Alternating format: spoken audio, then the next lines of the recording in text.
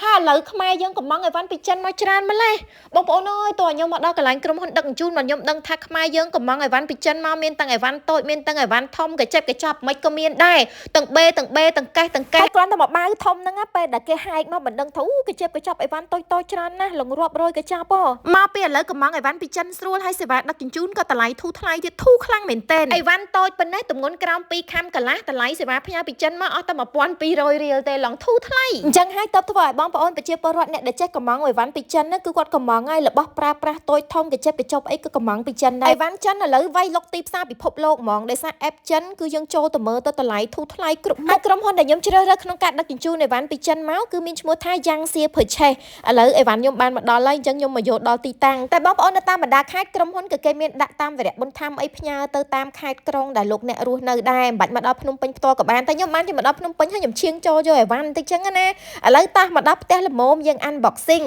ប្រអប់ទូចនៅដៃខ្ញុំនេះគឺខ្ញុំទិញខ្សែកបងប្អូនអើយទិញតែមួយខ្សែទេគេខ្ចប់ឲ្យឡើងត្រឹមត្រូវរបស់គេហ្មងហើយខ្សែកស្អាតមែនទែនដោយសារតែវាមានទម្ងន់ស្រាលអត់ដល់2ខាំកន្លះទេអញ្ចឹងគេគិតតម្លៃសេវាផ្ញើពីចិនមកដល់ភ្នំពេញអស់ត្រឹមតែ1200រៀលតែប៉ុណ្ណោះតម្លៃគេឡើងធូរអីវ៉ាន់ទម្ងន់1គីឡូក្រាមគឺគេគិតសេវាដឹក$1.20សេនគឺស្មើនឹង4800រៀលលុយខ្មែរហើយបើអីវ៉ាន់ធំវិញគឺគេគិតជាម៉ែត្រគីប1ម៉ែត្រគីបគឺតម្លៃ$165អ្នកដែលចេះកំងអីវ៉ាន់តាម app ថៅប៉ាវឬក៏1688អីអាចកំងដោយដាក់ក្រុមហ៊ុនដឹកជញ្ជូនជាក្រុមហ៊ុន Yangtze Purchase ដោយសារល្អ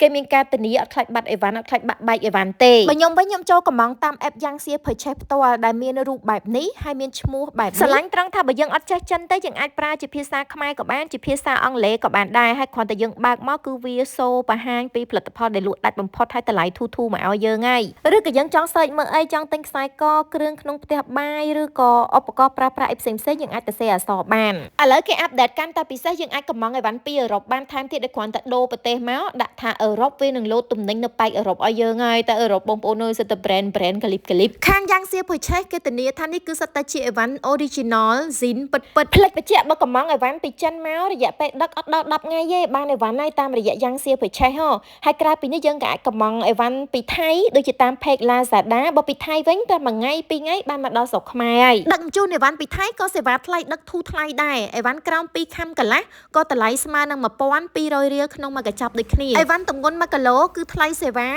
$1.20សេនស្មើនឹង4800រៀលលុយខ្មែរហើយបើកំងទិញអីវ៉ាន់តាម app Yangtze Purchase គឺមានភាពងាយស្រួលយើងអាចចាំបាច់មាន Visa Card ក៏បានដែរគ្រាន់តែ top up តាមរយៈធនាគារជាដៃគូ KXQR ក៏បានសម្រាប់អ្នកចង់រៀនកំងអីវ៉ាន់ពីចិនអាចតាក់ទងទៅកាន់ page Yangtze Purchase Cambodia ដែលគេមានជា group Telegram មានវីដេអូបង្រៀនពីការកំងទំនិញអីវ៉ាន់ពីចិនបែបងាយដែលឥតគិតថ្លៃទេតាំងពីរបៀបចុះឈ្មោះការប្រើប្រាស់ app តាំងពីរបៀប pay លុយតាំងពីរបៀបតាមដានអីវ៉ាន់ Yangtze Purchase គឺជា app ខ្មែរដែលមានសុវត្ថិភាពខ្ពស់អាចតាមដានកញ្ចប់អីវ៉ាន់របស់យើងគ្រប់ពេលវេលាគ្រប់ទីកន្លែងកុំភ្លេចរៀនកំងអីវ៉ាន់ពីចិនទាំងអស់គ្នាណាអរគុណដែលចូលចិត្តវីដេអូរបស់នាងខ្ញុំជម្រាបលា